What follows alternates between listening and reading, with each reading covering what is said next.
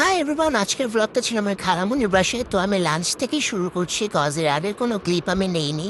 এখানে ছিল plain rice, pulao, ভাজি, কাবাব, এরপরে ছিল সরিষা ইলিশ, রোস্ট অ্যান্ড গরুর গোস্ত, এরপর লাস্টে ছিল ডাল। এই সবগুলো কিন্তু খালামুনি নিজে একা প্রিপেয়ার করেছিল।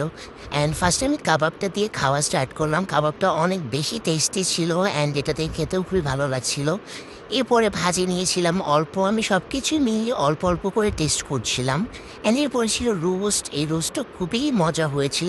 এরপরে আমি নিয়েছিলাম সরিষা ইলিশ অ্যান্ড লাস্টলি আমি এক পিস গরুর মাংস নিয়েছিলাম। আমি গরুর মাংস খেতে অতটা পছন্দ করি না, তাই এক পিস নিয়েছিলাম। এরপর খাওয়া শেষ করে রেস্ট নিয়ে বিকালের টাইমটাতে আমরা নাস্তা করেছিলাম এখানে। এরপর সন্ধ্যায় আগ মুহূর্তে আমরা বাসার জন্য রওনা দিয়ে দিই। আমাদের বাজারে কিছু কাজ ছিল, তো সেগুলো কমপ্লিট করে আমি ফুচকা খেয়েছিলাম আব্বু আম্মুর সাথে। এরপরে আমরা বাসার জন্য রওনা দিয়ে দিই, যেহেতু রাত হয়ে আসছিল।